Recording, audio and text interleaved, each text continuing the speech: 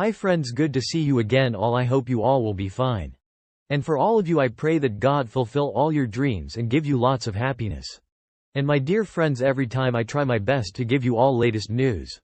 Therefore, you are requested to sit tight on your seats and enjoy the latest news. A government source said, today, Thursday, that Prime Minister Mohammed Shiaa Al-Sudani directed several executive measures related to the electronic payment system and electronic points of sale, POS. According to the source in his statement to Shafaq News Agency, this directive aims to enhance the use of electronic payment in Iraq and facilitate and monitor financial and commercial operations carried out through this system. The source summarized the most important main measures that Al-Sudani directed, which are as follows. 1. Determine the tax wages that can be paid in cash in the amount of 500,000 dinars. And what is more than that is settled via electronic payment. 2. Forming a joint committee between the Central Bank of Iraq, the Communications and Media Commission, and representatives of the private sector who are specialists in this field, which will do the following. A. Proposing mechanisms to reduce fees for telephone messages related to electronic payment operations. B. Coordination with the National Cybersecurity Committee and providing it with the risks that it indicates for the purpose of addressing them by the relevant sectoral authorities. 3. Instructing the competent authorities, including the General Directorate of Organized Crime in the Ministry of Interior and the National Security Service, to take their role regarding the observed violations and fraudulent operations regarding electronic payment operations. 4. Instructing the concerned authorities not to renew the license of educational and medical institutions, hotels, restaurants, and all other professions except after presenting the contract for using electronic payment to those authorities. 5. Assigning the Central Bank of Iraq to set specific standards to be used in government departments and institutions to activate electronic payment operations.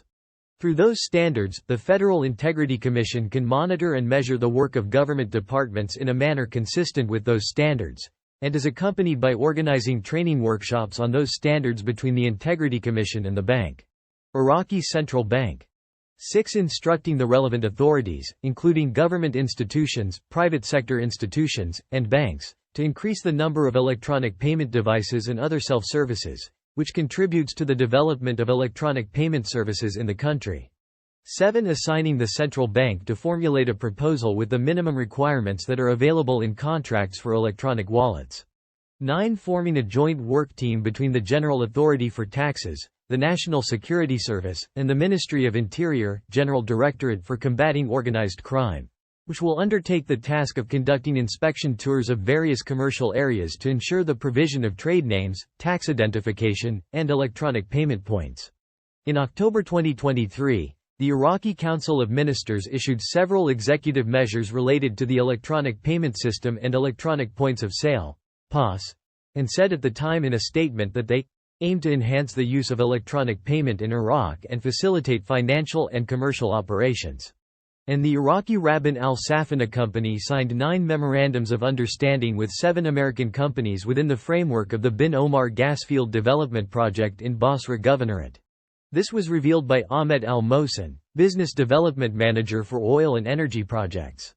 Al-Mohsen indicated in an interview with Al-Sharq that the companies with which agreements were signed include KBR, Honeywell, Baker Hughes, and Emerson, and GE.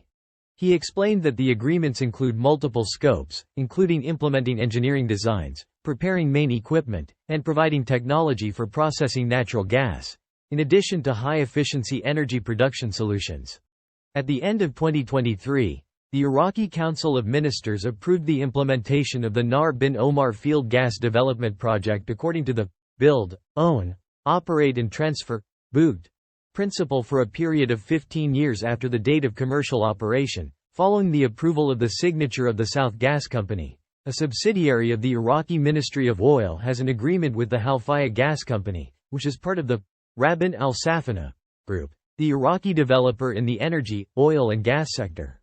The Nar bin Omar Field Project is an integrated project that includes collecting, compressing, processing gas, and extracting liquefied petroleum gas, according to Al-Mohsen, who pointed out that the project includes constructing a pipeline to transport natural gas to power stations in Iraq, in addition to building a marine platform in the port of al-Khazar for export liquefied gas to global markets.